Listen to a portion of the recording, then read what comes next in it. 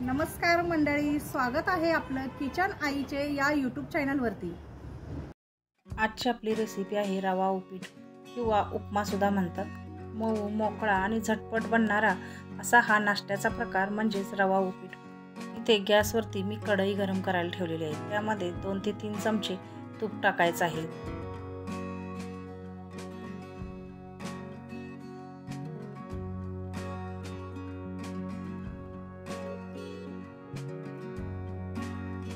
तूप छान गरम झाले की त्यामध्ये टाकायचं आहे 1 वाटी रवा। रवा छान खरपूस लालसर होईपर्यंत भाजून घ्यायचा आहे। बारीक गॅसवरती छान एकसारखं परतत राहायचं म्हणजे करपणार नाही आणि छान भाजला जाईल।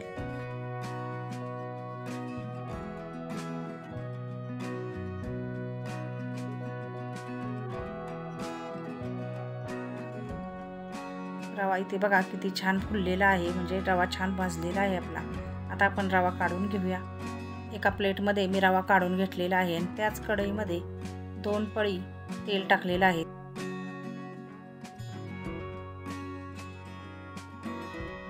तेल छान गरम झाल्यानंतर त्यामध्ये अर्धा चमचा मोहरी आणि अर्धा चमचा जिरे टाकलेले आहेत।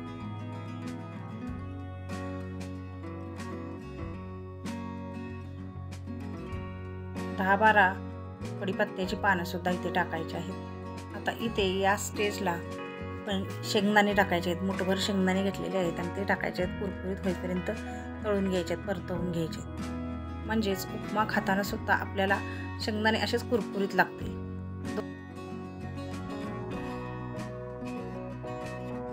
2 कांदे बारीक चिरून घेतले होते ते आता यामध्ये टाकायचे आहेत। ते सुद्धा इथे छान परतवून घ्यायचं आहे।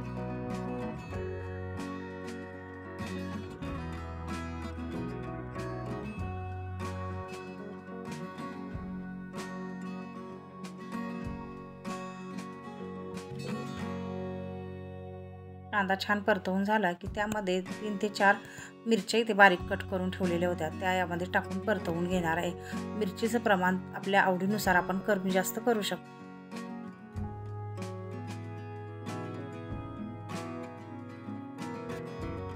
इथे मध्यम आकाराचा 1 टोमॅटो बारीक चिरून ठेवलेला होता तो सुद्धा यामध्ये टाकायचा।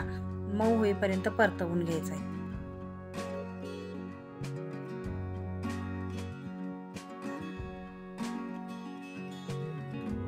यामध्ये चवीनुसार मीठ टाकलेलं आहे आणि 1 चमचा साखर टाकायची आहे, थोडीशी कोथिंबीर।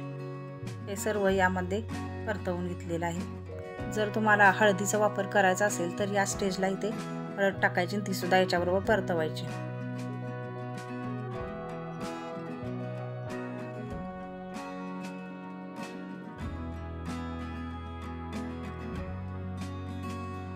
इथे आता 2 ग्लास पाणी टाकलेलं आहे।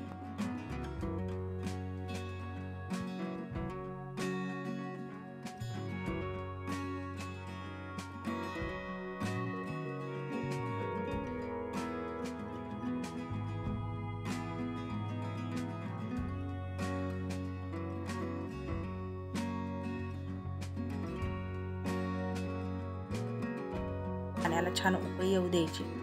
बघा इथे पाण्याला अगदी खळखळ उकळी आलेली आहे। आता यामध्ये आपण भाजून ठेवलेला जो रवा होता तो यामध्ये थोडा थोडा करून टाकायचा आहे, गुठळ्या होऊ द्यायच्या नाहीत। एका हाताने रवा टाकायचा आणि दुसऱ्या हाताने ढवळत राहायचं, एकसारखं उलताण्याने ढवळत राहायचं म्हणजे गाठी होणार नाहीत।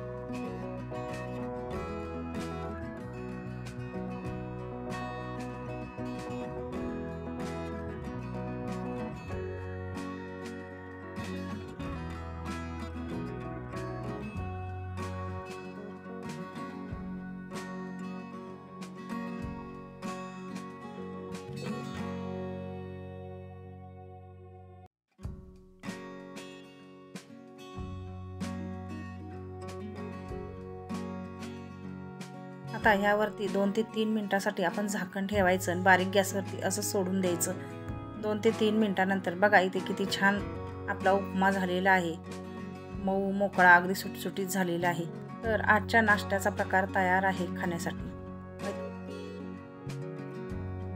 तर मैत्रिणींनो, आजची रेसिपी कशी वाटली कमेंट करून नक्की सांगा। व्हिडिओ आवडला असेल तर व्हिडिओला लाईक करा, शेअर करा आणि चॅनलला नवीन असाल तर चॅनलला सबस्क्राईब करा।